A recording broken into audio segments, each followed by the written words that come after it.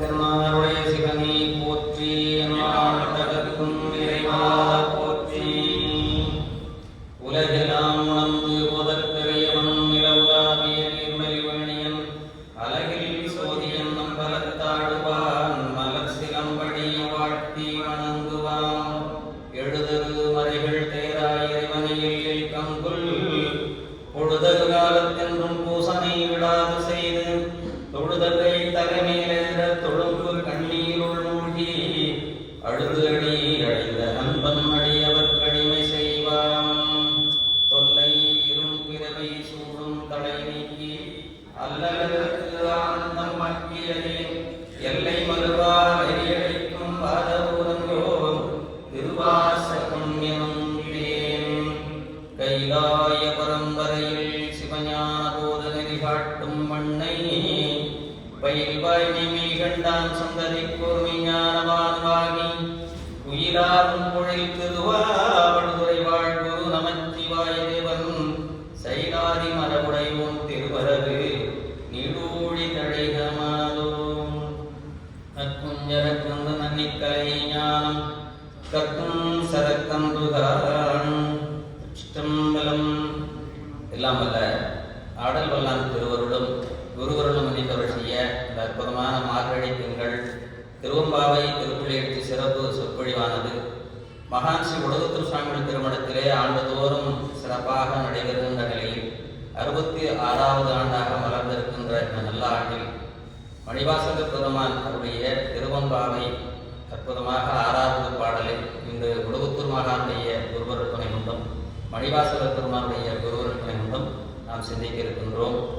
மானேனி நன்னலை நாளை வந்து உங்களை நானே எழுப்புவன் என்றலும் நாடாமே போன திசைவகராய் இன்னம் புலர்ந்தின்றோ வானே நிலனே பிறவே அறிவதியான் தானே வந்தெம்மை தலைகளித்தாள் கொண்டருளும் வான்வார் கடல்வாடே வந்தோர்க்கும் வாய்திரவாய் ஊனே உருகாய் உனக்கே உரும் எமக்கும் ஏனோர்க்கும் தங்கோனை பாடேலோ எம்பாவாய் என்று இந்த பாடல் ஒரு அற்புதமான கருத்தை கொண்டது. இறைவனை புகழ்ந்து துதித்து பாடும்படி நமக்கு அறிவுறுத்துகின்ற ஒரு பாடல். மானேனி நன்னலை என்று நேற்று இன்று என்று தொடர்ச்சியாக ஒவ்வொருத்தியாக ஒரு திருக்கூட்டமாக எழுந்து ஒவ்வொருத்தியாக எழுத்துக்கொண்டே செல்கிறார்கள். மான் போன்ற அந்த வருண்ட நோக்கு உள்ளவளே, எங்கள் பாவை போன்ற பெண்ணே, நாளை நீங்கள் துயில் உணர்வதற்கு முன்பு நான் வந்து உங்களை எழுப்புவேன் என்று சொன்னாய். ஆனால் இன்று நாணம் இல்லாமல் இன்னும் தூங்கிக் கொண்டிருக்கிறாய். இதற்கு வெட்கப்பட வேண்டிய ஒன்று. உன்னுடைய நாணம் எல்லாம் போன திசையை கூறுவாயாக. இன்னும் உனக்கு பொழுது விடியவில்லையோ என்று கேட்டு வானுலகத்தவரும் இந்த பூவுலகில் இருப்பவர்களும் மற்றும் உள்ள வேறு உலகத்தவராகிய எவராலும் அறிவதற்கு அரியவனாக விளங்குகின்ற சிவபெருமான் நமக்கு தானே வந்து வலிய அணைந்து தன்னுடைய கருணையை கொடுத்து தலையளித்து நம்மை அடிமையாக கொண்டு அருளுவதற்குரிய அழகிய அந்த கடல்கள் நீண்ட திருவடிகளை போழ்ந்து பாடி வந்துள்ள எங்களுக்கு உன்னுடைய வாயை திறக்கின்றாயும் இல்லை, உன்னுடைய ஊன் உருகவும் இல்லை, இதுவே உனக்கு பொருந்தும் என்று இந்த பெண்ணடியார்கள் மற்ற எங்களுக்கும் மற்ற எல்லோருக்கும் தலைவனையாக அந்த இருக்கின்ற சிவபெருமானை புகழ்ந்து பாடுவாயாக என்று நமக்கு அறிவுறுத்துகின்ற மணிவாசக பெருமானுடைய பாடல். திருவாசகம் முழுக்க இறைவனை புகழ்ந்து பாடுதல், முழுக்க விண்ணப்பம்தான். அது நீத்தல் விண்ணப்பம் என்றே ஒரு பகுதி உண்டு. இறைவனை எந்த நிலையிலும் நம்மை கைவிட்டு விடாதிருத்தல். அவர் எப்பவுமே விடுவதில்லை. ஆனால் ஆன்மாவும் அந்த விண்ணப்பத்தை வைக்க வேண்டும். இறைவன் கைவிட்டிருந்தா நாமெல்லாம் இங்கே இருந்திருக்க மாட்டோம். அவர் கைவிடாது நம்மை பிடித்து கொண்டிருப்பதால் தான் அந்த திருவம்பாய் வகுப்புக்கு வந்து நாம் உட்கார்ந்து அவரை சிந்தித்துக் கொண்டிருக்கின்ற அருள் நிலையை தந்திருக்கின்றார். எத்தனையோ நம்ம திருக்கூட்டத்திலேயே குறைந்தபட்சம் 100-200 பேருக்கு மேலே இருக்கிறாங்க இல்லையா? வர முடியல. யாரால முடியுமோ அவர்களுக்கு, யாருக்கு வாய்ப்பு இருக்கிறதோ அந்த இறை கருணை அது ஒரு சிலருக்கு தானே மறந்திருந்தாலும் போய் வழியே அவர்களை எழுப்பி கூட்டிகிட்டு வரும். ஒரு சிலருக்கு போலாம் நினைப்பாங்க, போகவே முடியாது. இது ஏன்னே தெரியாது. ஏன் அப்படின்னா அவனுடைய மனம் இன்னும் இறைவன் மேல் பற்று இல்லாமல் இருக்கு. கண்டிப்பாக இறைவனை பற்றி இருந்தால் எந்த மாதிரி சூழல் இருந்தாலும் அதை தடுத்து இறைவன் இங்கு அழைச்சிட்டு வந்துடுவார். இது நீ மார்கழி 30 நாளும் பார்க்கலாம். இப்படி இறைவனுடைய கருணையை நம்மால் அளவிட்டு கூற முடியாத அந்த பெருமை. நம் நேற்றைய அந்த பாடலிலும் ஐயா அவர்களும் ஒரு அருமையான கருத்தை சொன்னாங்க.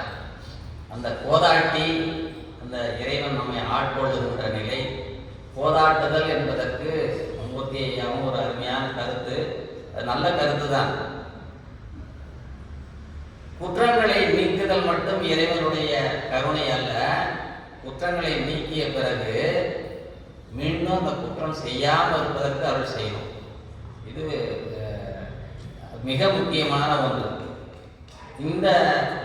இந்த கருணையே நம்முடைய சுந்தரமூர்த்தி சாமிகளும் அருமையாக பாடுவார். பொன்னும் மெய்ப்பொருளும் தருவானை என்ற இந்த பாடலிலே பொன்னும் மெய்ப்பொருளும் தருவானை போகம் திருவும் உணர்வானை பின்னை என் பிழையை பொறுப்பானை பிழையெல்லாம் தவிர பணிப்பானை இன்ன தன்மையன் என்றறி ஒன்னா எம்மானை எழி வந்த பிரானை அன்னம் வைகும் வயல்பழன தனி ஆரூரானை மறக்கலுமாமே. எப்படி பாடியிருக்கிறார்? பின்னை என் பிழையை பொறுப்பானை, அதனுடைய தொடர்ச்சி பிழையெல்லாம் தவிர பணிப்பானை.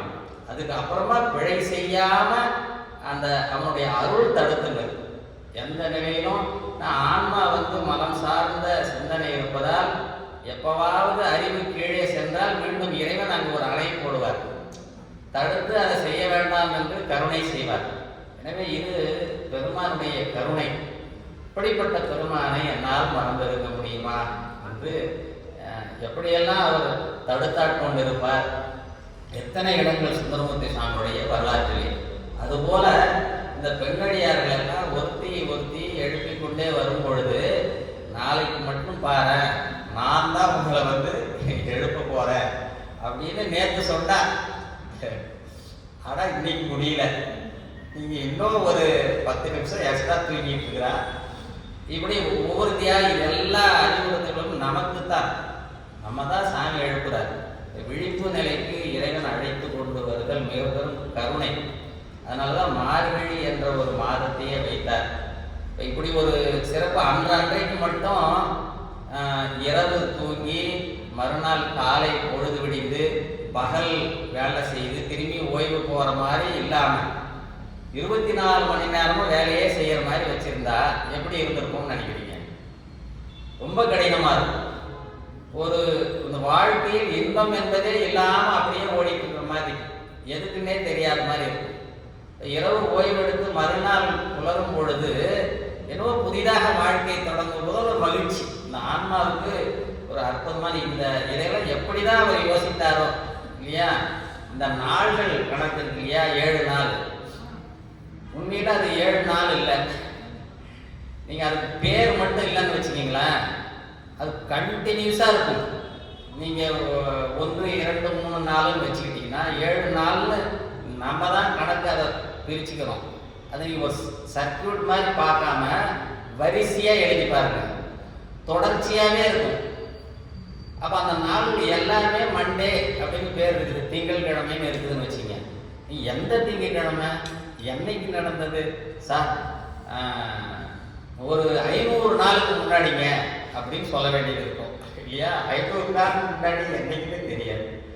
அப்போ அதை ஒரு வாரம்னு கணக்கு வச்சு மாதம்னு பிரித்து அதை வருடம்னு ஆக்கி எவ்வளோ ஒரு அற்புதம். இத்தனை வருடம் இந்த மாதம் உடனே நினைப்பு வருகிறது. இது எல்லாமே இறைவனுடைய பெரும் கருணை. இப்படிதான் இந்த 30 நாளையும் நமக்கு மார்கழி என்று வைத்து அற்புதமாக இந்த விடியற்காலை பொழுதாக வைத்து காலை வேளையில் பெருமானை சிந்திக்குமாறு படித்த அந்த கருணை தானே வந்து தலையளித்து ஆட்கொள்ளுதல். எனவே இது நாம தான் மறந்துருப்போம். மார்கழி தொடங்குதுன்னு தெரியும், ஆனால் அன்னைக்கு பார்த்து முக்கியமான வேலைகள் இருந்தால் கூட இறைவன் அதை மடை மாற்றி நம்மை அழைத்து கொண்டு வந்து விடுகிறார். இப்படி ஒரு சிறப்பு. இந்த பெண்கள் எல்லாரும் மானே என்று அந்த பெண்களை விழித்தல், அது மருண்ட பார்வையை உடைய அந்த பெண்ணே.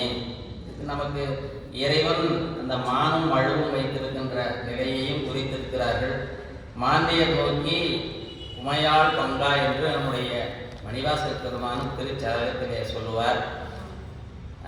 திருஞான சம்பந்த சுவாமிகள் இப்போ பெண்களுக்கு தான் இந்த மான் பார்வை என்று ஒரு கணக்கு வைப்பார். மான் போல மருண்ட பார்வை என்ற ஒரு நிலை. மானுக்கு என்ன ஒரு சிறப்புனா, இந்த உலகத்தில் நாமெல்லாம் நிறைய பிரச்சனைகள் இருக்குன்னு எல்லாரும் சங்கடப்பட்டுக்குவாங்க. அடியே எண்ணத்தை பொருத்தி பார்த்துக்கொள்ளணும்னா அந்த மான்களை பார்த்துக்கொள்ளும். இந்த மான் எப்படி இருக்கிறது, ரொம்ப அழகாக இருக்குது, எல்லாம் ரசிக்கிறோம். அது புள்ளி புள்ளியாக அழகாக, மான் தோல் எல்லாம் அந்த வடிவமெல்லாம் அழகாக இருக்குது, மான் மருண்ட பார்வை இப்படிலாம் சொல்லுவோம். ஆனால் அதை எங்கே விட்டு வச்சிருக்கிறார் அப்படின்னா இறைவன் வந்து அது புலியும் கரடியும் சிங்கம் இருக்கிற காட்டுக்குள்ள அந்த மான் எப்படி அதெல்லாம் எதிர்கொள்ளும். சுற்றி விலங்குகள், அதாவது விலங்குகள்லாம் சுற்றிலும் அதை எந்த நேரத்தில் வேணாலும் அதற்கு இடையூறு வரலாம் வாழ்க்கை. இப்போ இறைவன் தனியாக ஒரு மானுக்குன்னு ஒரு காடு வச்சிருக்க கூடாதா? அதுக்கு பாட்டுக்கோ ஜாலியாக காலையில் எழுந்து நிம்மதியாக தண்ணி குடிச்சு நிம்மதியாக சாப்பிட்டு தூங்கும் இல்லையா? ஆனால் இந்த விலங்குகள், பெரிய புதிய விலங்குகள் மத்தியில் அதை வாழ வைக்கிறார். அந்த மான் தண்ணி குடிக்க போனால் பாதுகாப்பு இல்லை, அங்கே ஒன்று பிடிச்சிட்டு போயிருக்கு. மேய்ச்சலுக்கு போனால் அங்கே பிடிச்சி தூங்க முடியல, எங்கன்னா தூங்கிக்கிட்டு இருந்ததுன்னா அதை ஒரு விலங்கு தூக்கிட்டு போயிருக்கு. இப்போ அது என்னதான் பண்ணுறது? அது ஒழுங்காக தூங்க முடியல. ஒரு புல்லு மேயணும்னா இந்தாங்கன்னா பார்த்துக்கிட்டே மேயணும், தண்ணி குடிக்கணும்னா அங்கேயும் இங்கேயும் பார்த்துட்டே முடியல, சத்தம் வந்தால் ஓடணும். இப்படி ஒரு சூழலில் அந்த மானுக்கு இறைவன் கொடுத்தது போல தான் நம்மை வைத்திருக்கிறார் அப்படின்னு நான் நினைச்சுக்குவேன். இப்போ இதுக்கு இறை அருள் இது எப்போ பாதுகாப்பாக அமையும் அப்படின்னா, இந்த மான்கள்லாம் மேயுது இல்லையா, அதுக்கு ஒரு சுற்றி வேலி அமைக்க. நீங்கள் இந்த ஜூவெல்லாம் போய் பாருங்க, மானுக்கு தனி செக்ஷன். இப்போ நடுவில் புலியெல்லாம் விடமாட்டாங்க. இது எப்போ பாதுகாப்பாக இருக்குது இல்லையா? அதுபோல தான் நமக்கு இப்போ இந்த திருநீர் பூசி திருவேடம் மட்டும் ஒரு அறம் போல இறைவன் ஒரு நிலையில் இப்படி பொதுவாக காட்டுக்குள்ளே இருந்த நம்ம கூட்டிகிட்டு வந்து ஒரு குறிப்பிட்ட எல்லா மானையும் பாரஸ்பரம் கூட்டிகிட்டு வரதில்ல. அவங்க எது அதுக்கு பாதுகாப்பாக இங்கே வந்து வைக்க முடியும் அந்த மாடு தான் கூட்டிகிட்டு வந்துங்க வைப்பது போல நம்மை அறம் போல இறைவன் பாதுகாத்து கொடுக்கிறார். எனவே இந்த மான் மருண்ட பார்வை உடையது. எப்பவும் எப்போ வேணாலும் ஆபத்து வரலாம் என்ற நிலையிலே அப்படியே பயந்து பயந்து பார்த்து கொண்டே இருக்கின்ற பார்வை போல நம்முடைய மங்கையர்கரசி தாயார் திருஞான சம்பந்த சுவாமிகள் திரு ஆலவாய்க்கு வரும் பொழுது எல்லாம் சமணர்கள்.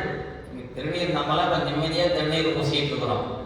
கண்டு முட்டு கேட்டு முட்டு திருநீர் பூசணவங்க பார்த்தா தீட்டு. ஆமாம், அதை நான் பார்த்துட்டேன் ஒருத்தர் சொல்லிட்டா ஐயோ நான் கேட்டுட்டேன் பாடா, உடனே போய் குடிப்பாக்கலாம். எப்படி இருக்குது அவருக்கு? தீட்டாயிருச்சாமா திருநீர் வாசல். அந்த அளவுக்கு சமணர்களுடைய அந்த நிலை. மன்னன் அவர்களோட அவங்க பக்கம் இருக்கிறார். ஆனால் மன்னனுடைய துணைவியார் மங்கையர்கரசி தாயார் மட்டும் அந்த சைவ உலகத்துக்கு கிடைத்த மிக பெருப்படை. நாள்தோறும் ஆலவாய் பெருமானை சொக்கநாதரை வணங்கி மீண்டும் இந்த சைவம் மறுமலர்ச்சி பெற வேண்டும் என்று விண்ணப்பம் செய்து கொண்டே இருக்கிறார். திருஞான சம்பந்த சுவாமிகளை அழைத்து வரும்படி ஆள் அனுப்புகிறார். திருஞான சம்பந்த சுவாமிகளும் வர்றார். வந்த பிறகு இந்த சமணர்கள்லாம் அவருக்கு நிறைய இடையூறு செய்கிறாங்க. அப்போது அவர் மங்கையர்கரசி தாயார் திருஞான சம்பந்த இவர் நமக்கு கூன்பாண்டியனுக்கு அவருடைய அந்த வெப்பு நோய் வந்து விடுகிறது. அப்போ திருஞான சம்பந்த சுவாமிகள் வந்தால் தீரும் என்று சொல்கிறார். அந்த பேரை கேட்ட மாத்திரத்தில் அவருக்கு கொஞ்சம் நோய் பிணி நீங்கியது போல இருந்ததுதான். அப்போது திருஞான சம்பந்த சுவாமிகளை அழைத்து வரும்படி சொல்கிறாங்க. ஒரு பக்கம் திருஞான சம்பந்த சுவாமிகள், இன்னொரு பக்கம் 8000 சமணர், அவ்வளோ பேரும் அப்படியே குண்டு குண்டா நிற்கிறாங்க வாய் ஊற்றிக்கிட்டு. எப்படி இருக்கும்? இவர் ஒரு ஒத்த ஆள், இவங்க ஆள், அவங்க வேற திருநீரை வேற எடுக்கக்கூடாதுங்கிறான். திருநீர் பை எடுத்து அவருக்கு பிணியை நீக்கலான்னு பார்த்தா அது வேண்டாங்க. அந்த இடத்துல அவர் பயந்து அம்மா பார்க்குறாங்க. யார்? திருஞான சம்பந்த சுவாமிகளை. என்ன நடக்குமோ, சின்ன குழந்தையாச்சே அப்படின்னு பார்க்கணும். ஏன்? திருஞான சம்பந்த சுவாமிகள் பேராற்றலுடைய ஞான குழந்தை. ஆனால் அது தாய் உள்ளத்தோடு பார்க்கணும். ஒரு தாய் சின்ன குழந்தையை பார்த்தா எப்படி அன்பு பிறக்குமோ. ஏன்னா திருஞான சம்பந்த சுவாமிகள் சீர்காழியிலே பாலுக்காக அழுதது அப்படின்னு கேள்விப்பட்ட உடனேயே மங்கையர்கரசி அம்மா முதலில் இருக்கிறாங்க. அங்கு கேட்ட மாத்திரத்தில் அவங்களுக்கு ஐயோ அந்த குழந்தை பாலுக்கு அழுததான்னு நினைச்சு வருந்தினாங்களா. அவங்களுக்கு கொங்கையில் பால் சுரந்ததான். இதை சிவபிரகாச சுவாமிகளும் கேட்பார், எந்த அம்மா பெஸ்ட் உங்கள்கிட்ட? திருஞான சம்பந்த சுவாமிகிட்ட ஒரு கேள்வி மாதிரி ஒரு அருமையான பாடல் அது. 4 மணி மாலையில் வரும்.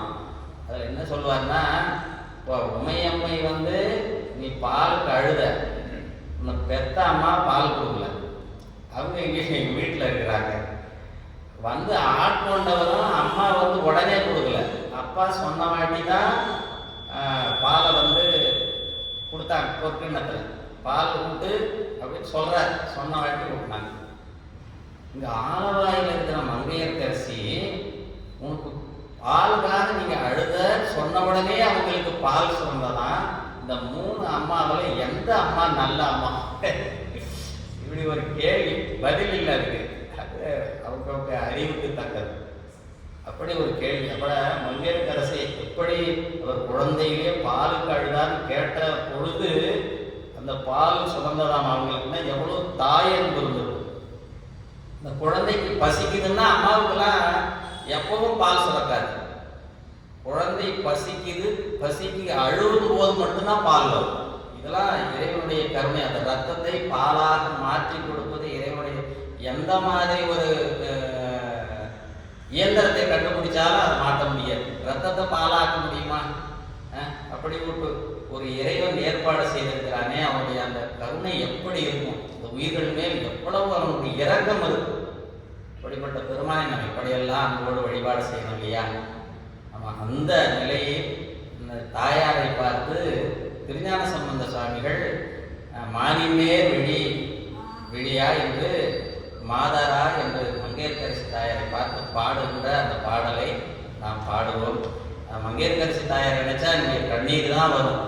இப்படி அவர் சோழ குலத்திலே பிறந்தவர். ஆக்சுவலாக அவங்க சோழ நாட்டு பெண். அங்கு திருமணம் செய்து கொண்டது பாண்டிய மன்னனை. எனவே 2 நாடும் பெயர் புகழ் பெறணும். ஒரு பெண்ணிற்கு பிறந்த வீடும் பெருமை சேர்க்க வேண்டும். 2 பக்கம் ஆண்களுக்கு இதை தொந்தரவு இல்லை. பெண்களுக்கு ரொம்ப பிறந்த வீட்டு பெருமையும் காப்பாற்ற வேண்டும், புகுந்த வீட்டிலும் பெருமையை காப்பாற்ற வேண்டும். இப்படி ஒரு பெருமை உடையவர் நம்முடைய மங்கையர்கரசி தாயார். திரு ஆலவாய் பதிகம் சம்பந்தர் தேவாரம் பக்கம் 569 569வது பக்கம். திருஞான சம்பந்தர் தேவாரத்தில் முதல் பாடல் மானிமேர் விழி மாதராய். மணிகண்ணையா ஆலவாய் மானிமேர் விழியாய் மணிமேர் விழி மாதராய் வருமா பேரும் தேவிக்கே. மணிமேர் விழி மாதராய் வருமா பேரும் தேவிக்கே.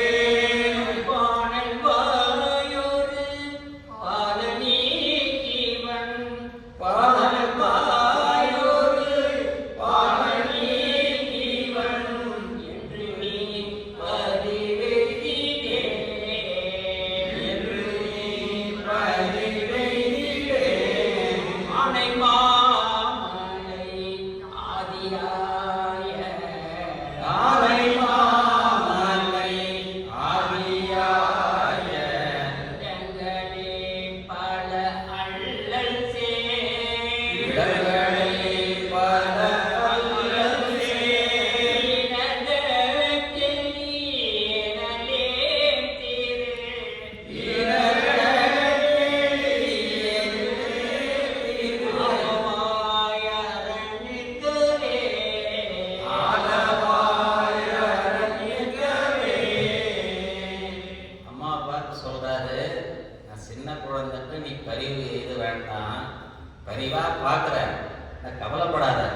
இந்த ஈனர்களுக்கு அப்படின்னு சொல்றாரு.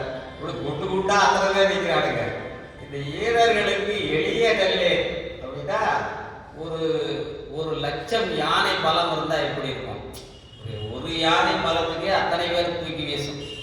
அப்படி ஒரு தெம்போடு இருக்கிறார் திருஞான சம்பந்த சுவாமிகள். அவரை ஒன்றும் செய்ய முடியாது. அவரை எந்த விதத்தில், ஏன்னா அவர் தங்கி இருக்கிற இடத்துக்கு நெருப்பு வச்சதே திருப்பி ரிட்டன் அவங்களுக்கு தான் போயிடுச்சு. அவருடைய அருள் நிலை, ஏன்னா 5 எழுத்து மந்திரத்தை இடைவிடாது பெருமானை செபித்துக் கொண்டே இருந்தார். 5 எழுத்து எங்க இடைவிடாது அங்கோடு செபிக்கிறார்களோ அவர்களை யாரும் எதுவும் செய்ய முடியாது. அப்படி ஒரு அளவு உண்டு. பெருமானாலும் ஒன்றும் செய்ய முடியாது. அவர் என்ன தெரியுமா செய்வாரு? ஏதாவது அவனுக்கு வினை வரணும்னா அவனை சொல்றதை நிறுத்தி வைப்பார். சிவபூசையை செய்து கொண்டே இருந்தார்கள் அரக்கர்கள். சிவபூசையை நிறுத்தின பிறகு அவர்களை அழித்தார். இதுதான் அவர் செய்கின்ற அவருக்கு தெரியும் என்ன எப்ப செய்யணும் அப்படின்னு. இப்போ இந்த உலகத்துல நிறைய பேர் நீங்க இது எங்கெங்கெல்லாம் பார்க்கலாம்னா நிறைய தலங்கள்ல பார்க்கலாம். ஆட்சியெல்லாம் இப்போ நமக்கு இந்த ஆட்சியெல்லாம் நிறைய சிரமப்படுவோம். இந்த ஆட்சி இப்படி இருக்குது, அந்த ஆட்சி இப்படி இருக்குது. நம்ம ஒரு கோயில் இருக்குது, ஆட்சீஸ்வரனே பேர். அங்கதான் அவர் தான் வந்து ஆட்சியை மாத்திரவரான். அங்க போய் விண்ணப்பம் செய்தா சரியா போயிடுவான். அப்படி ஒரு தலம் இருக்கிறது. இது விழுப்புரம் பக்கத்துல. இப்படி ஒவ்வொரு தலத்திற்கும் ஒவ்வொரு சிறப்பு உண்டு. ஆலவாய் வந்து திருநீற்று சிறப்புடையது. இன்னை வரைக்கும் அங்கு மந்திரமாவது நீர் பதிகம் பாடி திருஞான சம்பந்த சுவாமிகள் அந்த மன்னனுக்கு விபூதி பூசுறதுக்கு பார்க்குறாரு. சமணர்கள்லாம் ஒத்துக்கல. அதில் ஏதாவது மந்திரம் பண்ணி வச்சிருப்பான், எடுக்காத அப்படிங்கிறாங்க. விபூதி பையன் அப்படியா, சரி உங்களுக்கு சமையல் பண்ணுற மடப்பள்ளி இருக்குல்ல, இருக்குது அதில் சாம்பல் எடுத்துக்கிட்டோமா, அது ஒன்றும் பரவாயில்ல. மடப்பள்ளி சாம்பலை பதிகம் பாடி குணப்படுத்தியவர் அவருடைய அது அடுப்பு சாம்பல். எனவே திருநீக்கு தனியாக பசுமாட்டு சாணத்தை எடுத்து பக்குவப்படுத்தி புடம் போட்டு செய்வார். அப்படிலாம் செய்யல. அந்த விறகு இந்த அடுப்புல இருந்து எடுத்த சாம்பலை திருஞான சம்பந்த சுவாமிகளால் அது ஒரு பக்குவமுடைய திருநீராக மாற்ற முடியுமா? அந்த பதிகம் எவ்வளவு பேராற்றலுடைய. வீட்டிலலாம் குழந்தைங்களுக்கோ யாருக்காவது உடல்நிலை சரியில்லை, ஜுரம் வந்திருக்குன்னா தாராளமாக அந்த பதிகத்தை பாடி நமக்கு உடவுத்தூர் சுவாமி திருமணத்தில் இல்லை திருக்கோயில்களில் வாங்கின அந்த திருநீரை பூசினா உடனே சரியாகும். இங்கே இதெல்லாம் சத்தியமான உண்மை. அதெல்லாம் இந்த திருக்கோயிலில் வாங்குற திருநீரை அங்கேயே நிறைய பேர் போட்டுட்டு போவாங்க. எனக்கு ஒரே ஒரு கேள்வி தான் அவங்களெல்லாம் கேட்கணும்னு நினைப்பேன். 1 லட்ச ரூபா நோட்டு கட்டு கொடுத்தா எங்கள் அர்ச்சகர் வந்து வர்றவங்களுக்கெல்லாம் பக்தருக்கு தட்டில் 1 ரூபா காசு போடுறாங்க. அவர் திருப்பி 1 லட்ச ரூபா கட்டு கொடுக்குறாருன்னு வச்சுக்கிங்க. அதில் ஒரு 100 ரூபா 10 ரூபா எடுத்துக்கிட்டு அந்த மீன் அந்த தூணு வாரத்தில் போட்டு போயிடுவாங்களா? எவ்வளோ கிடைத்திருக்கிறையே செல்வம் திருநீருக்கு செல்வம். அந்த திருநீரை கையில் கொடுத்த உடனே அது பத்திரமா கீழே சிந்தாமல் எடுத்துட்டு வீட்டுக்கு போய் அங்கே ஒரு பாத்திரத்திலே சேமித்து வைக்க வேண்டும். அதுக்கு திருநீருக்கு கோயில் என்றே பேர். அதை நீங்கள் எப்போ வேணாலும் அணிந்து கொள்ளலாம். இப்படி அடியார்கள் வீடுகளில் இப்படியெல்லாம் சேமித்து வைக்கின்ற நிலை உண்டு. மற்றவர்களும் அதை செய்தால் மிக பயனடையும். எல்லா கோயில் திருநீரும் அதில் இருக்கும். அது ஒரு பேராற்றலுடைய அந்த பொருள். அப்படி இந்த பெண்கள் எல்லாம் மானினேர் என்று இந்த பெண்களை மானேனி நென்னலை நாளை வந்து உங்களை நானே எழுப்புவன் என்று, நாளைக்கு வந்து உங்களை நான் பாரு எழுப்ப போறேன் அப்படின்னு சொன்னவன் இன்னும் என்ன பண்ணிட்டு இருக்கிறா? இன்னும் தூங்கிட்டு இருக்கிறான். இப்போ நாளைக்கு வந்து இந்த நாளை நான் செய்வேன் என்று சொல்கிற ஒரு நிலை இருக்கிறது இல்லையா? இது நம்ம கையில் இல்லை. அதனால தான் நாளைக்குன்னு சொல்ல மாட்டாங்க பெரும்பாலும். அடியேனும் முடிஞ்ச வரைக்கும் கடைப்பிடிக்கும். இப்போ இங்கிலீஷ் எல்லாம் சொல்லும் போது டுமாரோன்னு வேறு வழியாக சொல்கிறதா இருக்குது. தமிழில் சொல்லும் பொழுது நாளை என்று நம்மளுக்கு சொல்கிறதில்லை. ஏன் நாளைக்குன்னு சொல்ல மாட்டாங்க? ஆமாம், இந்த சனீச்சரன் வந்து விநாயகர் பிடிக்கிறதுக்கு போனாராம். உங்களுக்கு குறிப்பிட்ட காலம் நான் பிடிக்க வேண்டிய சூழல் இருக்குது, விநாயகர் பெருமானே எனக்கு அனுமதி கொடுங்க. சின்ன ஆளுங்கன்னா உடனே வந்து பிடிச்சிடுவாரு இல்லையா? பெரியவங்களுக்கு அந்த கால கணக்கு உண்டு. அப்போ போகும்போது சரி அப்படியா, சரி நான் இன்று போய் நாளை வா அப்படின்னு அங்கே எழுத சொன்னாங்க. சரி, நாளைக்கு தானே அது எழுத சொல்கிறாரு, எழுதிட்டாராம். இன்று போய் நாளை மறுநாள் வந்தாராம். விநாயகர் பெருமானே இன்னைக்கு அனுமதி கொடுக்குறீங்களா? அங்கே பாரு என்ன எழுதிருக்குது, இன்று போய் நாளை. சரி, மறுநாள் வந்தாராம். அங்கே சலிச்சு போச்சு. இப்படி ஒரு கணக்கு சொல்லுவாங்க. இப்போ நாளைக்குன்னு சொன்னால் அது நடக்காது அப்படின்னு காலையில் செய்துக்கலாம். மறுநாள் நாள் பேரை சொல்லுவாங்க. இன்னைக்கு வெள்ளிக்கிழமைனா நாளைக்கு போவோமா, சரி சனிக்கிழமை காலையிலே போயிடலாம் அப்படின்னு சொல்லுவாங்க.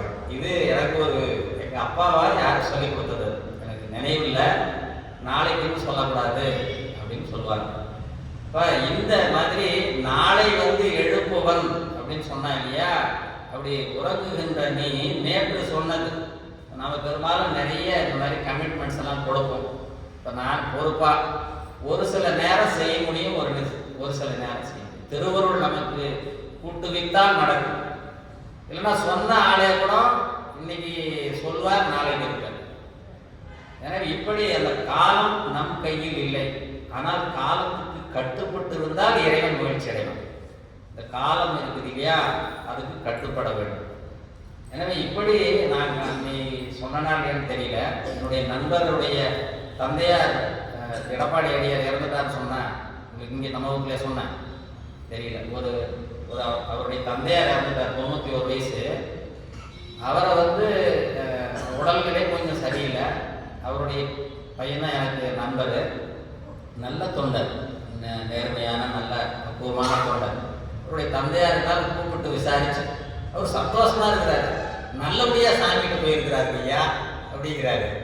பெரும்பாலும் யாராவது இறப்புனா எல்லாம் வருத்தப்படும் இல்லையா, உடனே நல்லா பேசுறாரு மகிழ்ச்சியா. அவர் என்ன சொல்றாருன்னா, ஒருத்தர் அவங்களுக்கு இன்னொரு மருமகன் மாமா நாளைக்கு நம்ம இதுக்கு ஆஸ்பத்திரிக்கு 3 மணிக்கு போகலாம், 3 மணிக்கு டாக்டர் ஃபோன் பண்ணி பேச நாளைக்கு 3 மணிக்கு அழைச்சிட்டு வந்துடுறேன் அப்படின்னு சொல்றாரு. அவர் போயிட்டார். இன்னொருத்தர் வராரு. இன்னொருத்தர் வந்த உடனே அவர் சொல்றாராம், இப்பவே கிளம்பலாம், நைட்டு 9 மணி தான் ஆகுது, வாங்க இப்போ டாக்டர்கிட்ட போயிட்டு வரலான்னு சொன்னாராம். அந்த பெரியவர் சொன்னாராம், நாளைக்கு வரலாம் நான் ஒத்துக்கிட்டேன், நீ சும்மா விட்டார் அப்படின்னு. நாளைக்கு வரேன்ட்டு நான் சொல்லி இப்போ அவர் போனால் அவர் ஏற்கனவே சொல்லிட்டு கூட கோபித்து கொள்ள போறதில்லை. இவரோட உடல்நிலை சரியில்லை, கூட்டிட்டு போகணும்.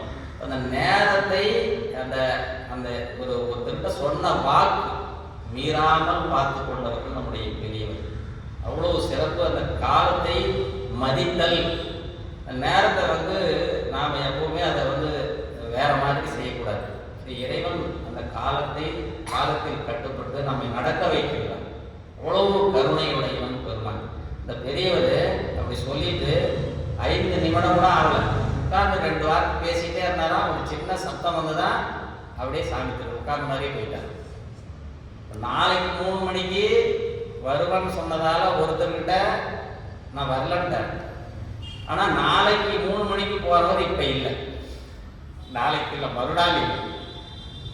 இதை யாரால் மாற்ற முடியும்? இந்த கணக்கு யாருக்கு இருக்குது அப்படின்னா இறைவனிடம் தான் இருக்கிறது. அதனால நான் செய்வேன், இறைவன் அருள் துணை கொண்டு செய்வேன் என்று சொல்லலாம், நான் செய்வேன் என்று சொல்லக்கூடாது. அததான் நான் செய்வேன். ஏன்னா நாம் என்ன நினைச்சிருக்கோம், இன்னைக்கு நல்ல நாள், நாளைக்கு நல்ல நாள், நாளான்னைக்கு பார்த்துக்கலாம் சார். சார் ஒரு வாரம் பொறுத்துக்குங்களேன், அடுத்த திங்கட்கிழமை பாருங்களேன் நான் என்ன செய்ய போறேன் அப்படி பாருங்க. அதெல்லாம் நம்ம கையில் இல்லை. திருஞானசம்பந்த சுவாமி திருக்கோடிகா என்ற ஒரு அருமையான தலம். இன்று நன்று நாளை நன்று இன்று நின்ற இச்சையால் என்று கொன்றுகின்ற வாழ்க்கை என்று ஒரு அருமையான பதிகம். இந்த வாழ்க்கை நாள்தோறும் நமக்கு வயது ஏற ஏற என்ன ஆகிட்டு இருக்குது,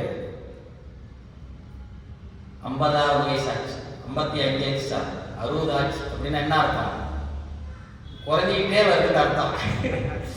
எல்லாரும் sir 50th birthday 60th birthday இல்லை சார், உங்களுக்கு வயசு குறைஞ்சி அளவு குறைஞ்சிக்கிட்டே வருதாங்க. பாருங்க மீட்டர் பாருங்க. நாளைக்கு கோயில் கூப்பிட்டுக்கிறோம் சார், திருப்பரங்குறை போகலாமா, அடுத்த வருஷம் பார்க்கலாம், ஒரு வருஷமா அப்படி தள்ளி போடுவாங்க.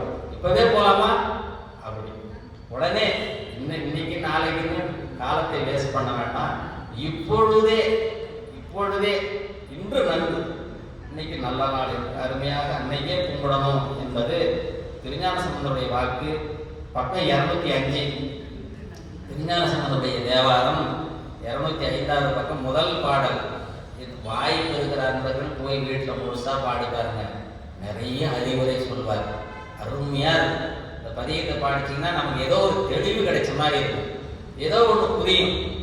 அப்போ இன்னையிலிருந்து நாம் என்ன பண்ணுவோம், நாளான்னைக்கு நல்ல நாள் அன்னைக்கு பார்த்துக்கலாம் அப்படிலாம் சொல்ல மாட்டோம். இந்த வினாடியே இப்பொழுதே என்று முடிவெடுத்து விடுவோம். அப்படி ஒரு நமக்கு உறுதியை கொடுக்கின்ற ஒரு அற்புதமான பதிகம். ஐயா பக்கம் 205 தானே சம்பந்த தேவா? 205 முதல் பாட்டுங்க. நீங்க வேற புக் எடுத்துட்டீங்களோ? சம்பந்தர் கூட போயிட்டீங்க.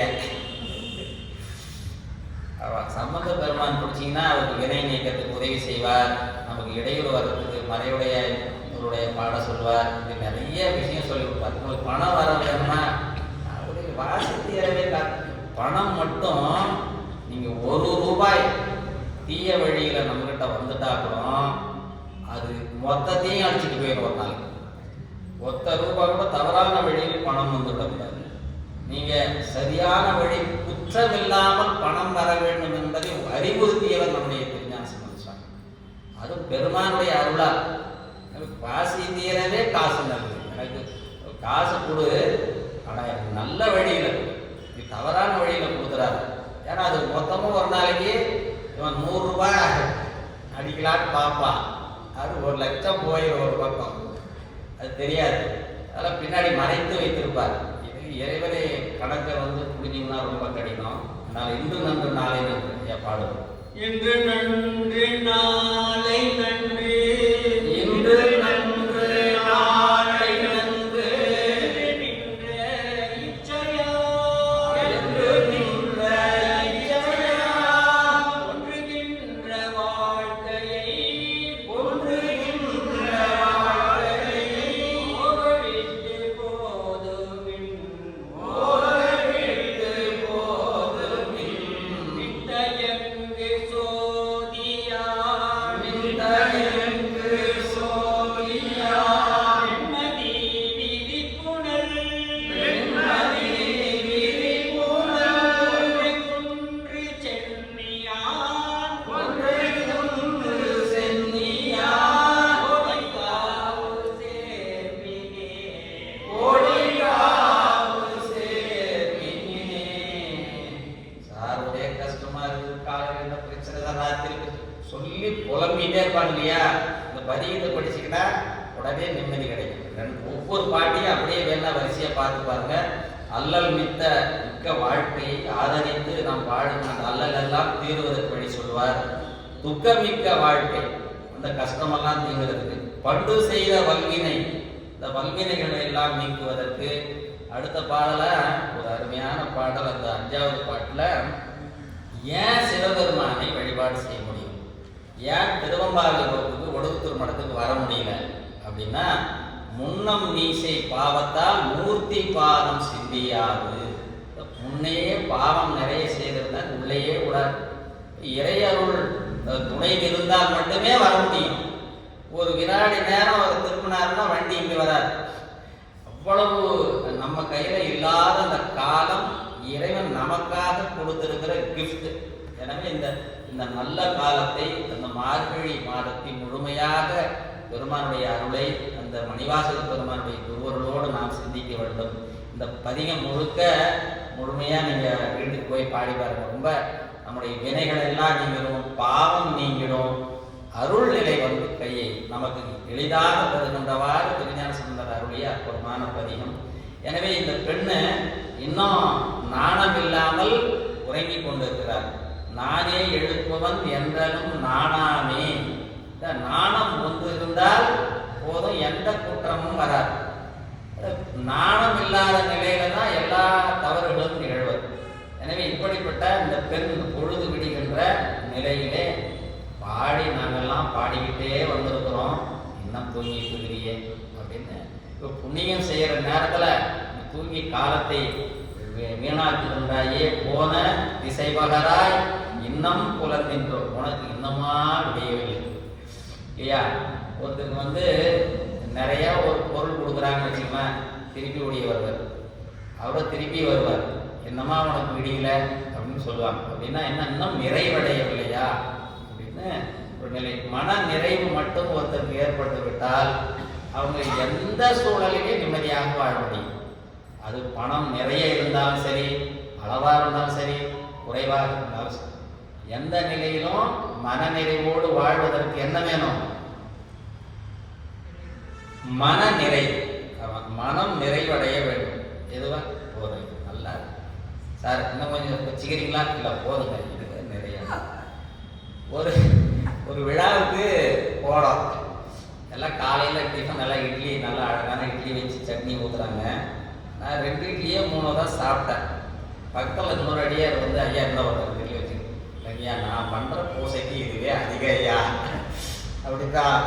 அவரு குறையே ஏறிச்சு, சிரிச்சு அப்போ 4 6-7 இட்லி சாப்பிட்றவே அப்படின்னு சொல்லி அதை என்ன சொல்ல வரேன்னா, நமக்கு இப்போ கொடுத்துருக்கிற வாழ்க்கை மிக அதிகம். அவன் பெரும் கருணை செய்திருக்கிறார். நாம் என்ன புண்ணியம் செய்தோன்னே தெரியல. இங்கே மகானுடைய மடத்தில் வந்து நாள்தோறும் சிந்திக்குமாறு செய்த கருணையே நமக்கு அதுவே பெரிய விஷயம். இந்த உலகத்தில் பெங்களூரில் எடுத்திங்கன்னா எத்தனை லட்சம் மக்கள் இருக்கிறாங்க. அதில் இத்தனை பேர் தானே ஒதுங்கிங்க வந்து உட்கார்ந்துருக்க முடியுது. இதுக்கு ஒரு புண்ணியம் இருக்கும் இல்லையா? அந்த புண்ணியம் செய்தவர்கள் நான். எனவே அந்த கருணையை இறைவன் கொடுக்கின்றான். எனவே இந்த அற்புதமாக இந்த விடியற் காலையிலே இறைவனுக்குரிய காலம். நம்முடைய அப்பர் சாமியுடைய திருவாக்கிலே ஒரு பாட்டு பாடலாம். விடியற் காலை பொழுது எவ்வளவு சிறப்பு என்பது, என்ன செய்யும் காலையில் எழுந்து நான் என்ன செய்ய வேண்டும். அப்பர் சாமி பதிகம் திருக்கடவூர் வீரட்ட பதிகம். திருக்கடவூர் வீரட்டம் திருநேரிசை 4வது பக்கம் 220. அப்பர் தேவாரத்தில் திருக்கடவூர் தலம், கடவுர் வீரட்ட தலம், அதில் 220வது பக்கம் 4வது பாடல். பெரும்புலர் காலை மொழி பித்தருக்கு பக்கற. காலையிலே என்ன செய்ய வேண்டும் என்று அறிவுறுத்துகின்ற அது பெரும்புலர். அப்படின்னா புலர் காலைன்னா ஒரு 5லிருந்து 6 மணி. இங்கே சூரிய வெளிச்சம் கொஞ்சம் கொஞ்சமாக வந்துடும். பெரும்புலர் என்பது விடிய காலம் 3 மணிக்கு மேலே, 3லிருந்து 4க்குள்ள. அது அந்த பெரும் விடிய காலம் இன்னும் விடியவே இல்லை. அந்த நேரத்தில் எழுந்து மலர் பறிக்க சொல்றார், குளிச்சுட்டு மலர் பறிக்க சொல்றார். அற்புதமான பாடம் பாடும்.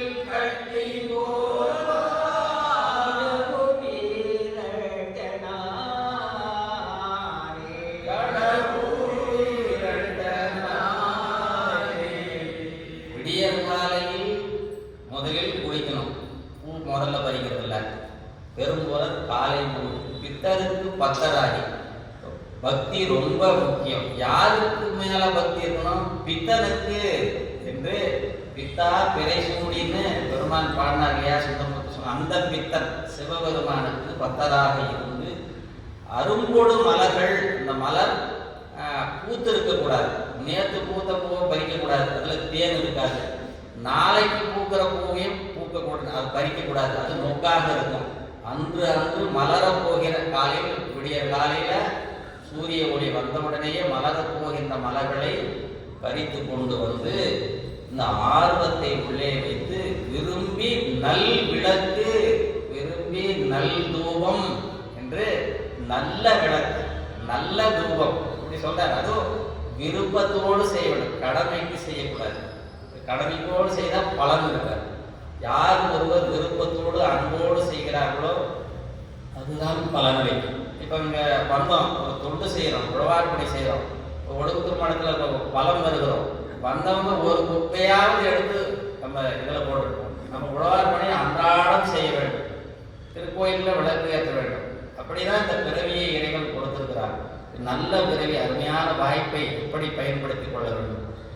ஆர்வத்தை உள்ளே வைத்து அந்த பணியை செய்தல், இப்படி விதியினால் இடவல்ல. அப்படி இருந்தால் இப்படி இறைவன் அன்போடு வந்து முன்ன நின்று அருள் செய்கின்ற அந்த சிறப்பு சிவபெருமானுக்கே உண்டு. அப்படிப்பட்ட அந்த விடிய காலை பொழுதிலே இன்னும் தூங்கிட்டு இருக்கிறியே வானே நிலனே பிறவியே அறிவறியா. இந்த பெருமான் நீ எப்படிப்பட்ட பெருமான் தெரியுமா? இந்த வானுலகத்தவரும் சரி, மண்ணுலகத்தவரும் சரி, மற்ற உலகத்தவர்களும் அறிய முடியாத பெருமை உடையவர். அவ்வளவு பெரிய ஆள் நமக்காக வந்து இங்கே அம்பலவான பெருமானாக திருமேனி கொண்டு எழுந்தருளியிருக்கிறார். இப்போ நமக்கு எவ்வளவு எளிமையாக வந்திருக்கிறார்.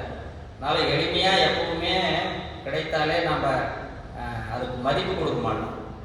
ஒரு 50 ரூபா 10 ரூபாய்க்கு ஜோசியம் பார்க்குறாருன்னு வச்சுக்கோங்க, ஒரு நாள் கூட்டமே இருக்காது. ஒரு 10,000 ரூபாய் ஃபீஸ் ஜோசியம் பார்க்குறதுக்கு. அவர் பாருங்க அப்பாயின்மெண்ட் கேட்டு பாருங்க 6 மாதம் கழிச்சு கொடுப்பாரு. ஏன்னே தெரியல. இப்படி ஒரு இப்போ யார் ஒருத்தர் எங்கள் மார்த்தடியில் ஒருத்தர் அந்த காலத்துல 5 ரூபா டாக்டர் ஒருத்தர் இருந்தார். யார் எப்பேற்பட்டு எப்போ போனாலும் ஒன்லி 5 rupees. இப்படிலாம் ஒரு பக்கம் இருப்பாங்க. அங்கே மக்கள் போகாது. அவர் ஏதோ சிம்பிளாக இதை எழுதி கொடுக்குறாரு போல இருக்குது. அந்த ஆஸ்பத்திரியில் எவ்வளோ சர்க்கு போயிட்டு வந்தால் 50,000 ஆகும். அங்கே போன உடனே புக் பண்ணுது அப்படிமா.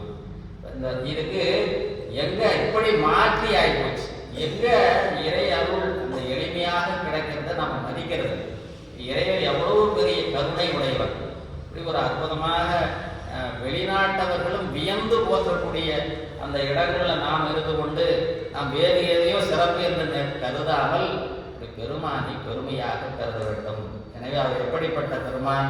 நம்முடைய திருச்சதகத்தில் மணிவாசக பெருமான் 95வது பாடல், வான நாடரும் அறிவோநாதனி மறையிலிரு முன் தொடரநாதனி ஏனை நாடரும் தெரியோநாதனி என்னை இன்னிதான் ஆண்டு கொண்டவர் ஊனை நாடகம் ஆடுவித்தவர் உருகி நான் உன்னை பருக வைத்தவர் ஞான நாடகம் ஆடுவித்தவர் நைய வையகத்து உடைய பிச்சையே.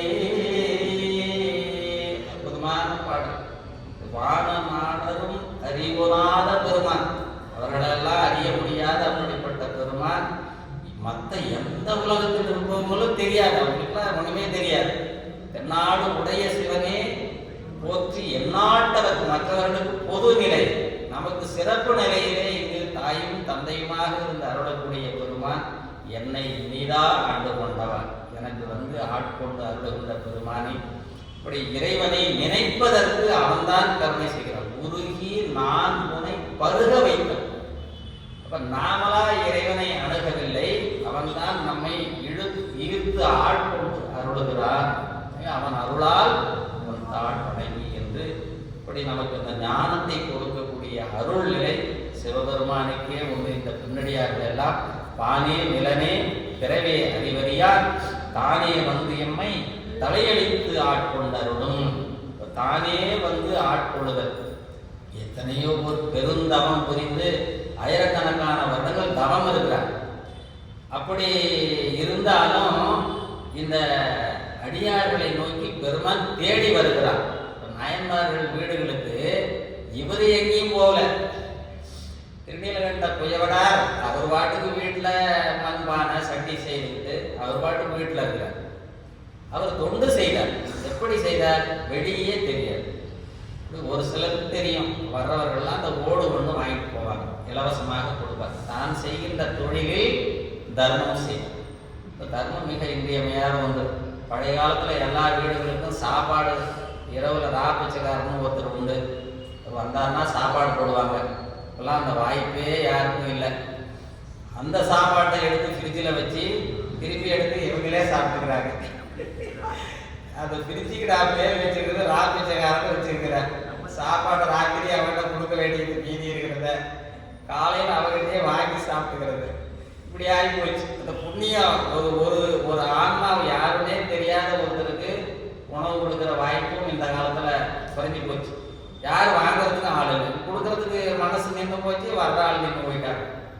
இனிமேல நீ கூப்பிட்டு கொடுத்தா கூட சந்தேகப்படுவாங்க, இவங்க எதுக்காக கொடுக்குறாங்க தெரியலையே, எனக்கு வேண்டாம் சார். இப்போ நிறைய பேர் பொருள் கொடுக்க போனால், இப்போ ஒருத்தர் வந்து இப்போ கொடுக்கணும்னு ஒருத்தர் என்ன சொல்கிறாரு, ஒரு கோயில் சார் திருவண்ணாமலைக்கு போங்க சார், போயிட்டு கிரிவலம் வாங்க, இங்கே எல்லாருக்கும் கொஞ்சம் பிச்சை மற்றவர்களுக்கு உதவி செய்துக்குவாங்க. இவர் போனால் நம்ம வினையெல்லாம் நீங்களும் புண்ணியம் சேர்ந்துடும். காசு போடலான்னு போனால் ஒருத்தர் வேணாங்கிறாருன்னு வச்சுக்கோங்க. சாப்பாடு கொடுக்க போனால் வேணாங்கிறாரு, காசு கொடுக்க போனால் வேணான்னா என்ன பண்ணுவீங்க? சாரி இவர் நீங்கள் வாங்கிக்கிறீங்களா எனக்கு அப்படின்னா என்ன பண்ணுறது? இப்போ ஒருத்தர் உங்கள்கிட்ட கொடுங்கன்னு கேட்கறது இல்லையா, அது நாம் செய்த புண்ணியம். மகிழ்ச்சியோடு கொடுக்கணும். அந்த மகிழ்ச்சி ஒருத்தர் பணம் கொடுக்கும்போது நமக்கு எப்படி இருக்கிறதோ அப்படி நாம் கொடுக்கும் பொழுதும் அந்த இப்போ பிச்சைக்காரங்களே இல்லை, ஒருத்தர் கூட இல்லை, என்ன பண்ணுவார்? அப்போ இறைவன் இது ஏதோ ஒரு கணக்கு வைத்து இந்த ஆன்மாக்களை இயக்குகிறார் என்பதை புரிந்து கொள்ள வேண்டும். இப்படி யாராவது ஒருத்தர் கேட்டால் நல்ல வேலை வந்து கேட்டாங்கன்னு சந்தோஷமாக கொடுக்கும். அது வெறுப்பு வந்துவிடக்கூடாது. இந்த நிலையில் இந்த இறைவன் வந்து எப்படி வருகிறார்? தவம் இல்லாமல் வருவானா? நம்முடைய மாணிக்கவாசக சுவாமி, நான் ஒரு தவமும் செய்யலப்பா, ஆனாலும் இறைவன் அருள் செய்ய தவமே புரிந்திலன்.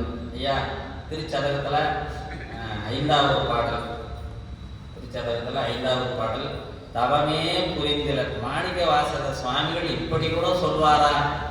ஏன் அப்படின்னா அவர் மினிஸ்டர், மந்திரியாக இருந்தவர் இல்லையா. ஆலவாய் பெருமான கண்டிப்பாக வணங்கியிருக்கணும். வணங்காமலாம் சாமி கொண்டாதான் வரமாட்டார். ஆனாலும் அவருடைய கருணை, இறைவன் ஆலவாய் சுத்தநாதர் வந்து குருநாதராக உட்கார்ந்துருக்கிறார். திருப்பெருந்துறையிலே வந்து காத்திருக்கின்றார் குருந்தமரத்தினுடைய அடியிலே. அப்படிப்பட்ட பெருமானை எப்படியெல்லாம் அவர் போற்றி இருக்கிறார். நினைந்து நினைந்து உருகி கண்ணீர் வார. இப்போ பெருமானை நம்ம ஆட்கொண்ட நிலையெல்லாம் நினைச்சு பார்த்தீங்கன்னா நமக்கு கண்ணீர் தான் வரும். அதை நாள்தோறும் நினைச்சு பார்க்கணும். கண்டிப்பாக எப்பெல்லாம் நேரம் கிடைக்குதோ இறைவன் நம்ம ஆட்கொண்டதை நினைச்சோம்னா எப்படியெல்லாம் கேவலமாக விட்டுருந்தா நானும் எங்கெங்கேயோ போயிருந்திருப்போமே. அப்படி இல்லாமல் நம்ம திருத்தி பங்கு என் சிந்தை இடம்போல் கைலாயா என்ற வகையிலே நம்ம எப்படி திருத்தி ஒவ்வொரு நிலைகளிலும் இப்படி ஒரு தூய்மை உடையவர்களாக ஆக்குவதற்கு இறைவன் கருணை செய்கிறார். தவமே புரிந்திலன். தவமே புரிந்திலன். தவமே புரிந்திலன். தன்மலரிட்டு முட்டாதிரஞ்சே. தன்மலரிட்டு முட்டாதிரஞ்சே. தவமே பிறந்த அருவினையே. தவமே பிறந்த அருவினையே. உனக்கு அன்பருள்ளா. உனக்கு அன்பருள்ளா. சிவமே பெரும்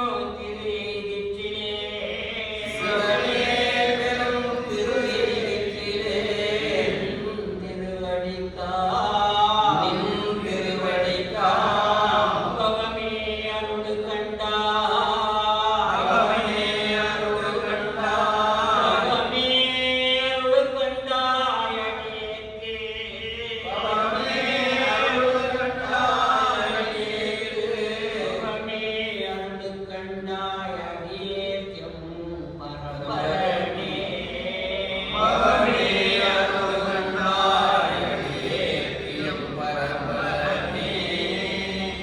தானே வந்து எம்மை தலையடித்து ஆட்டும் எனக்கு தகுதி இல்லைன்னா கூட வந்து ஆட்கொண்டாய் அல்லவா, ஆத்மநாத சுவாமியாக உயிருக்கு நாதன் அல்லவா. இப்படிப்பட்ட அந்த பெருமானை தலையாய அருளை எங்களுக்காக கொடுத்த உங்களுடைய அடிமை நாங்கள் எல்லாம். எனவே இந்த பாசத்தை நீக்கி அடிமையாக ஏற்றுக்கொள்ளுதல் எவ்வளவு சிறப்பு. ஒருத்தர் நல்ல தகுதி உடையவர், அவர்களை எல்லாம் கூப்பிட்டு முன்னாடி பாராட்டுறாங்க. ஒருத்தர் வந்த தகுதி இல்லை, ஓரமாக நின்று பூசி நிற்கிறார், அவரையும் கூப்பிட்டு ஒரு பொன்னாடை போர்த்தி அப்படி பெருமை சேர்த்துனா எப்படி இருக்கும்? அப்படி இறைவன் நம்முடைய பாசங்களை எல்லாம் குற்றங்களை எல்லாம் நீக்கி அவன் ஆட்கொள்ளுகிறான். எனவே இந்த கருணையை நினைந்து அந்த நினைந்து நினைந்து உருகி பெருமானை வழிபாடு செய்ய வேண்டும். அப்படிப்பட்ட பெருமானை தானே வந்தம்மை தலையளித்தாட் கொண்டருளும் வான்பார் கடல்வாடி வந்தோர்க்கும் வாய்கிறவாய். நான் பெருமானை அந்த எல்லா உலகத்திற்கும் தலைவனாக இருக்கக்கூடிய மேன்மை பொருந்திய பெருமையுடைய இறைவனை பாடிக்கொண்டே வருகிறோம். நீ என்ன வாயாவது திறந்துட்டா வந்துட்டான்னு சொன்னாங்க இல்லையா, என்ன தூங்கிட்டு இருக்கிறீங்க? அப்போ திருவம்பாவது ஒரு பாட்டாவது பாடுவா, இரவும் பாடலன்னா பரவாயில்ல அப்படிங்கிற மாதிரி சரி ஒத்த வரிய சொல்ல ஆதியும் அந்தமும் இல்லா அருட்பெரும் சொல்லி போதும் போதும் போதும். அப்படி சிறிதாவது கொஞ்சம் கூட உனக்கு வாயாவது திறந்து பேசேன் என்று அந்த வந்து வரவேற்க வேண்டும். வரவேற்காது இன்னும் உறங்கிக் கொண்டிருக்கின்ற நிலையை சுட்டிக்காட்டி ஊனே உருகாய் உனக்கே ஒருமனக்கும் ஏனோர்க்கும் தங்கோதை பாடேறுவது பாவா என்று இந்த ஊன் உருகுதல், இந்த இறைவனை உருகி நின்று இறைவனை பாட வேண்டும். இதுக்கு இந்த ஊன் உருகுதலுக்கு ஒவ்வொருவரும் ஒரு மாதிரி பொருள் சொல்றாங்க.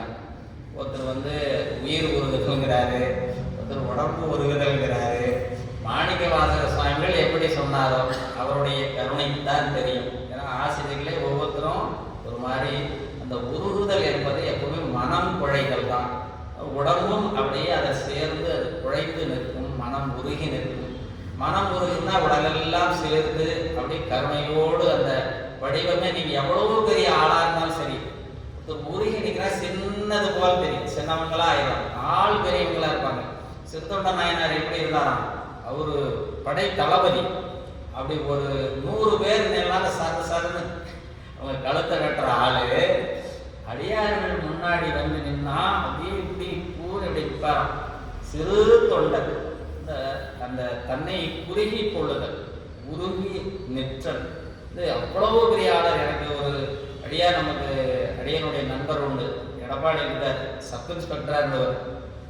அவர் வந்தாருன்னா எடப்பாடி டவுன்லயே எல்லாம் மார்க்கெட்டில் கப்பு சிப்புன்னு ஆயிரமா பைக்கு புல்லட் வந்துதான். அவ்வளவு வீரம் மிக்க ஒரு நேர்மையான ஒழுக்கமான அதிகாரி. அவர் இப்போ சிவனடியாராக இருக்கிறார். நாள்தோறும் விடியற்காலை 3 மணிக்கு எழுந்து 6 மணி வரைக்கும் மலர் எடுப்பார். 3 மணி நேரம் பூ எடுக்கிறதுக்கு மட்டும். பின்னாடி ஒரு நந்தனவனம் வச்சுக்கார் வீட்டுக்கு பின்னாடி. நாள்தோறும் அதுக்கு தண்ணீர்.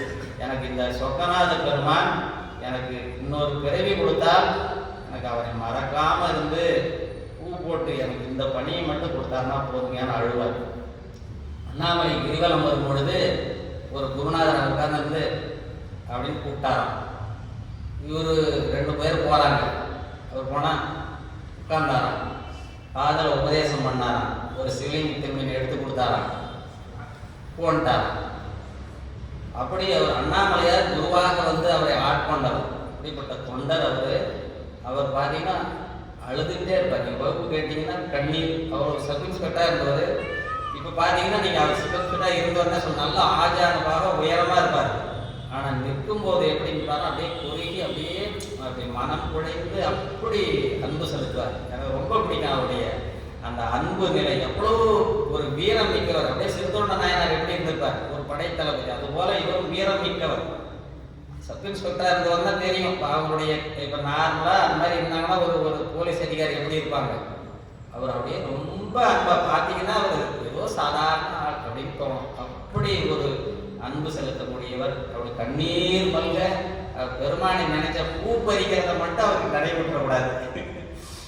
அவர் எங்கே பார்த்தீங்கன்னா வழிபாட்டு தரமில்ல உழவு பூ எடுத்துகிட்டு வருவார். வகுப்பு உழவு பூ எடுத்துட்டு வருவார். அந்த கச்சிப்பள்ளி என்ற ஊரில் சைவ சித்தாந்த ஊருக்கு போகும்பொழுது அவர் ரொம்ப கருணையான அடியாளர். எதுக்கு சொல்லணும்னா அந்த உருகிய நிற்றல் மிக இன்றியமையாத ஒன்று. இறைவனுடைய கருணையை நமக்கு கொடுக்கும். எந்த இடத்துலையும் மனம் உருகி நம்முடைய அன்பை செலுத்த வேண்டும். அன்பு தான் மிக இன்றியமையாத ஒன்று. அப்படி ஆமாறும் திருவடிக்கே அகம்புழையேன் ஒரு அருமையான பாடல். நம்முடைய மணிவாசக பெருமானும் இறைவன் மேல் கருணை அந்த அகம்புழையாத இடத்துல எவ்வளோ குற்றம் தெரியுங்களா? இறை பெருமான் எவ்வளோ பெரிய அருமையான பிறப்பை கொடுத்திருக்கிறார். இந்த பிறப்பில் அகம் குழையாமல் அப்படி ஒரு ஆணவத்தோடு இருப்பது எவ்வளவு குற்றம். அதை ஒரு பட்டியலே போடுவார். அது நேரம் நமக்கு போயிட்டே இருக்குது. அதனால் அருமையான பாடல் ஆமாறும் திருவடிக்கே. அந்த பாடலிலே அந்த உருதல் அகம் குழைதல் என்று வைப்பார். இந்த அகம் குழைந்தால் வெளியும் குழைந்தது. உணவு மேல் உங்களுக்கு கவனம் போகாது. மற்ற கவனங்கள் குறைந்ததுன்னா தானாகவே உடல் அந்த உருகி நிற்கின்ற நிலை. உனக்கே உருகி எமக்கும் ஏனோக்கும் தங்குவோனை பாடுவதோ என்பாவை என்று இப்படிப்பட்ட அந்த நாவிழாது அந்த சொல் எழாது. ஒரு சிலர் சொல்லணும்னு நினைப்பாங்க, மனம் தடுதடுத்து அப்படியே அந்த மனம் குழைந்து நாக்கள் பேச்சே வராது. அவ்வளவு குழைந்து அன்போடு அந்த உடல் உருகி கண்ணீர் வாரம் என்று இறைவனை வழிபாடு செய்த நயமர் எல்லாம் அப்படிதான் பாடினாங்க. எனவே இறைவனுக்கு நன்றி செலுத்த வேண்டும் என்றால் ஒடுகுதூர் சாமிக்கு வந்துட்டீங்க இல்லையா, இங்கே என்ன பண்ணணும்? அமலவான பெருமான் திருவம்பாவை சிந்திக்க வச்சார். இன்னைக்கு ஒரு பாட்டு பாடணும். இப்போ நிறைய பாட்டு பாடணும். நீங்கள் ஒரு பாட்டு பாடணும். ஒரு கோயிலுக்கு வந்தோம்னா ஒரு பாட்டாவது சாமிக்கு முன்னாடி போடும். தருமபுரம் சாமிநாதன் சொல்லுவார், எவ்வளவு தூரம் எங்கெல்லாம் வெளியூர் அவங்களுக்கு சொற்பொழிவுகள் பாடுறதுக்கு இருந்தாலும் வெளியூர் போயிட்டு வந்தால் குன்றத்தூர் வந்த உடனே பெருமான் கோயிலுக்குள்ளே ராத்திரி 2 மணிக்கு வந்தாலும் கோயில் நின்று ஒரு பாட்டு சொல்லிட்டு தான் வீட்டுக்கு போவாங்க. அன்றாடம் ஒரு பாடலாவது இறைவன் திருமுன்பு பாட வேண்டும். இந்த விண்ணப்பத்தை இப்படி நிறைய பாடல்கள் பாடினால் என்ன பரிசு கிடைக்கும்னா நம்ம நால்வர் பெருமக்கள் பாடியிருக்காங்க. மணிவாசக பெருமானுடைய திருவாக்கிலே ஒரே ஒரு பாட்டு, உன்னை போற்றி நான் பாட வேண்டும் என்கின்ற அந்த பாடல் திருச்சதகத்தில் 100வது நிறைவே, அந்த சதகம் நிறைவில் 100வது பாட்டு திருச்சதகத்தில் பாட வேண்டும் நான் போற்றி நின்னை. பாடணும், வேற யாரையும் பாடக்கூடாது, உன்னை மட்டுமே பாடணும். அது போற்றி பாட வேண்டும். உன்னோட சண்டை போட்ட மாதிரி பாடக்கூடாது. அப்படியே பாடுவோம் இல்லையா? அதனால போற்றி பாடணும். ஐயா பாட வேண்டும் நான் போற்றி நான் போற்றி நின்னையே, பாட வேண்டும் நான் போற்றி நின்னையே, பாடினைந்து நைந்துருகினேற்கு பாடினைந்து நைந்து உருகினேற்கு ஆட வேண்டும் நான் போற்றி அம்பலத்து, ஆட வேண்டும் நான் போற்றி அம்பலத்து, கடல் போது நாயினே, ஆடும் நின்கடல் ஓடு நாயினே, வேண்டும் நான் போற்றி இப்புழே, கூட வேண்டும் நான் போற்றி இப்பொழு, நீங்க என்னை போற்றி பொய்யலாம், கூடு நீங்களை போற்றி பொய்யலாம், ஈட வேண்டும் நான் போற்றி வீடு தந்து, ஈட வேண்டும் நான் போற்றி வீடு தந்து, போற்றி நின்மையதையனே, அருள் போற்றி நின்மைய மெய்யனே.